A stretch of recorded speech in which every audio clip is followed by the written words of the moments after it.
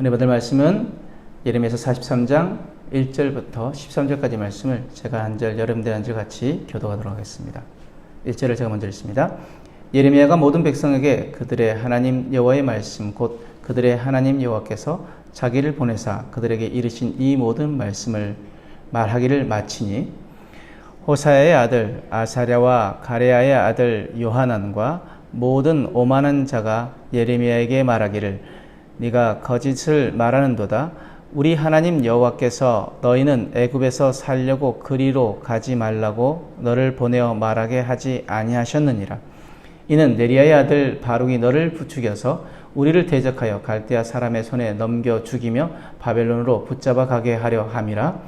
이에 가레야의 아들 요하난과 모든 군 지휘관과 모든 백성이 유다 땅에 살라 하시는 여호와의 목소리를 순종하지 아니하고 가레야의 아들 요하난과 모든 군 지휘관이 유다의 남은 자 곧 쫓겨났던 여러 나라 가운데서 유다 땅에 살려 하여 돌아온 자 곧 남자와 여자와 유아와 왕의 딸들과 사령관 느부사라단이 사반의 손자 아이감의 아들 그데랴에게 맡겨둔 모든 사람과 선지자 예레미야와 네리야의 아들 바룩을 거느리고 애굽 땅에 들어가 다바네스에 이르렀으니 그들이 여호와의 목소리를 순종하지 아니함이라.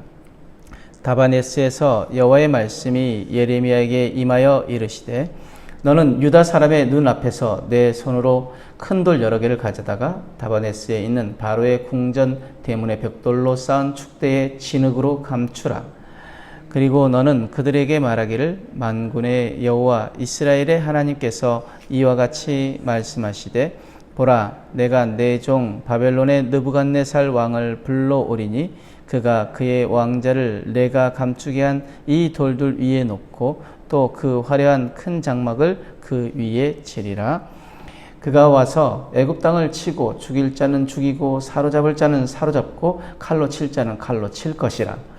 내가 애굽 신들의 산당을 불사르리라.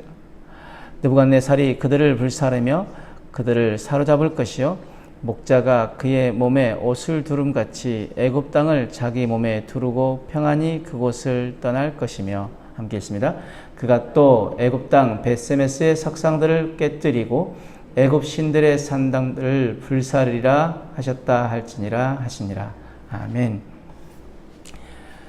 오늘 말씀 가운데 이 말씀의 내용은 순종을 맹세했던 그 요한한 일행이 하나님의 말씀을 무시하고 이제 애굽으로 내려갑니다.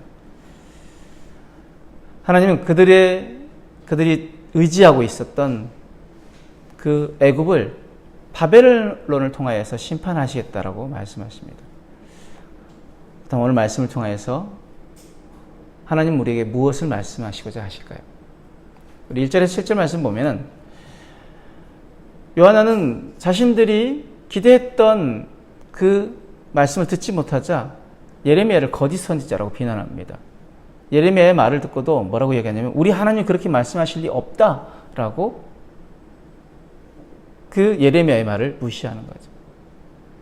또한 바룩이 바벨론의 손에 자신들을 넘기려는 계획이라고 모함을 합니다.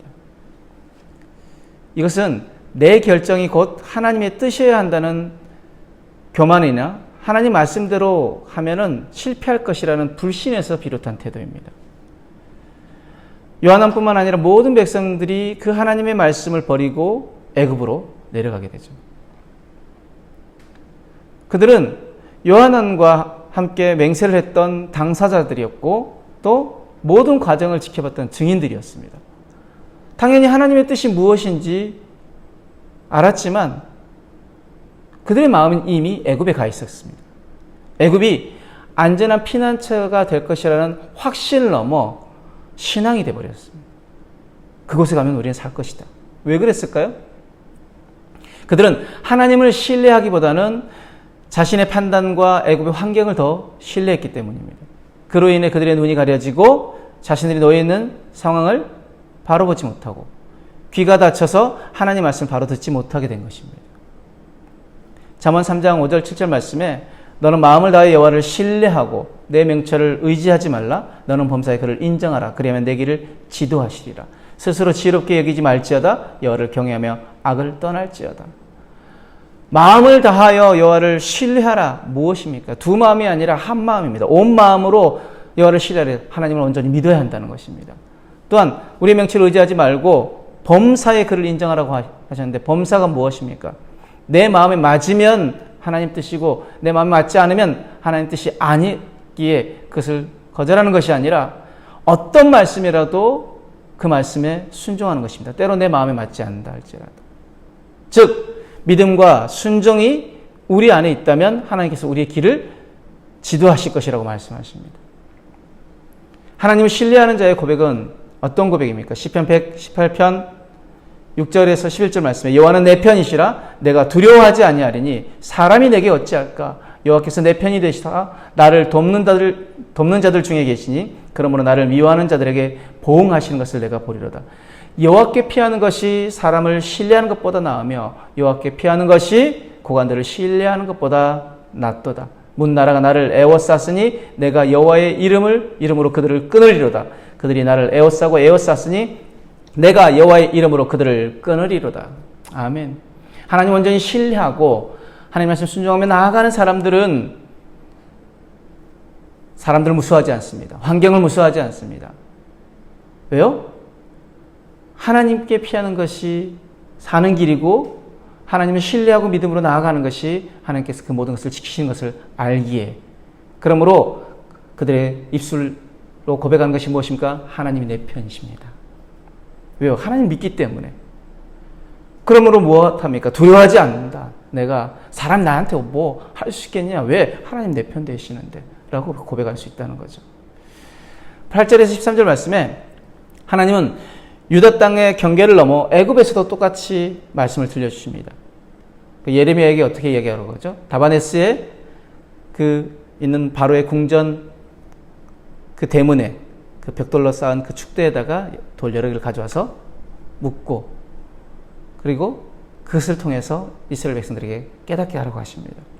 이것은 심판을 알리는 상징행위인데 하나님 말씀을 백성에게 생생하게 전하고자, 그 말씀 더 잘 듣게 하고자 하는 목적으로 그렇게 하는 거죠. 하나님께서는 바벨론 왕 느부갓네살을 내 종이라고 부르시면서 그를 통해서 애굽 사람과 그 신전을 초토하실 것이라고 말씀하십니다. 이래서 하나님의 심판 앞에서 도망칠 발이 없고 자기의 백성을 보호할 손이 없는 무능한 애굽 신의 실체도 알게 하실 것이라는 것입니다. 그러므로 유다 백성이 두려워해야 할 존재는 무엇입니까? 바벨론의 왕입니까? 애굽의 왕입니까? 애굽의 신입니까? 아닙니다. 오직 하나님 한 분뿐입니다. 계시록 14장 7절 말씀에 그가 큰 음성으로 이르되 하나님을 두려워하며 그에게 영광을 돌리라. 이는 그의 심판의 시간이 이르렀음이니 하늘과 땅과 바다와 물들의 근원을 만드신 이를 경배하라 하더라.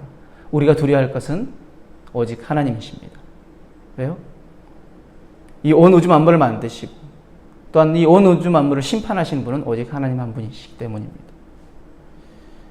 그래서 마태복음 10장 28절 말씀에 몸은 죽여도 영혼을 능히 죽이지 못하는 자들을 두려워하지 말고 오직 몸과 영혼을 능히 지옥에 멸하실 수 있는 이를 두려워하라 라고 말씀하십니다. 우리가 두려워할 대상은 이 세상 것들이 아닙니다. 오직 하나님이십니다. 그리고 우리가 믿어야 할 대상도 오직 하나님이십니다. 우리가 순종해야 할 대상도 오직 하나님 한 분이십니다. 우리는 보는 것, 듣는 것으로 인해서 희망을 가질 때도 있고 보는 것, 듣는 것으로 인해서 절망에 빠질 때도 있습니다. 영에 속한 사람과 육에 속한 사람의 차이가 무엇일까요? 영에 속한 사람은 눈에 보이고 귀에 들리는 것을 믿고, 육에 속한 사람은 눈에 보이고 귀에 들리는 것을 믿고 그것을 신뢰하고 그것을 기준 삼습니다. 하지만 영에 속한 사람은 비록 보이지 않고 들리지 않는다 할지라도 눈에 보이지 않는 영적 세계가 더 중요함을 알기에 영적 세계와 육적 세계 그 모든 것을 주관하시는 하나님만을 신뢰하고 하나님 말씀만을 삶의 기준으로 삼습니다. 이것이 육에 속한 사람입니다.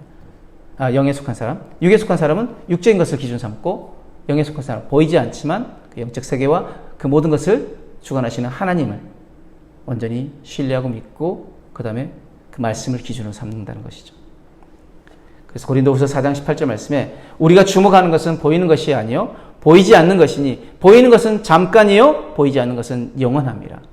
우리가 주목해야 할 것은 무엇이라고요? 보이는 것이 아니라 보이지 않는 것에 우리가 주목해야 합니다. 즉 우리 영에 속한 사람들로 육에 속한 사람이 아니기에 세상 것에 우리가 좌우되고 흔들리는 것이 아니라 하나님이 우리의 내 편 되시기에 하나님 말씀이 기준 되어지기에 그 말씀대로 살아가면 하나님 분명히 말씀하시잖아요. 내 길을 지도하시리라. 내가 가야 할 곳을 알려주시고 나와 동행하시고 나를 인도하시는 분이 하나님이시기에 우리가 두려워할 필요가 없다는 거죠. 사람을 두려워할 필요가 없다는 것입니다. 환경을 두려워할 필요가 없다는 것입니다. 우리가 소망을 둬야 할 것, 바로 보이지 않는 저 영원한 세계에 소망을 두고 그 영원한 세계뿐만 아니라 이 모든 세상을 주관하시는 하나님을 온전히 신뢰하고 믿고 하나님을 인정하고 순종하고 그 하나님 앞에 온전히 그 믿음으로 행하는 저와 여러분들의 삶이 되어지길 주님으로 축복합니다. 아멘. 기도하겠습니다. 사랑과 은혜 하나님 감사합니다. 하나님 내 편 되시기에 내가 두려워하지 않겠습니다.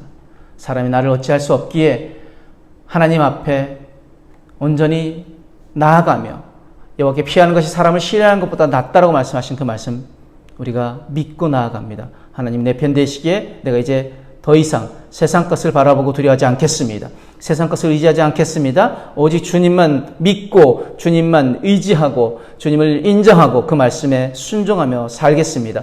오늘도 우리가 그렇게 주님 앞에 결단하며 나아갈 때 우리의 결단을 통해서 하나님 일하여 주시고 하나님 우리가 하나님 바라보고 나아갈 때 우리 길을 지도하시고 인도하시며 하나님 온전히 신뢰하고 나아갈 때 하나님 우리의 삶에 역사하여 주옵소서. 우리의 가정에 역사하여 주옵소서. 주님 우리의 자녀들 삶 가운데 역사하여 주옵소서. 그리하여 하나님이 살아계심을 우리의 삶으로 우리의 가정으로 우리 교회를 통하여 보여지게 하여 주옵소서. 감사하며 예수님 이름으로 기도드렸습니다. 아멘.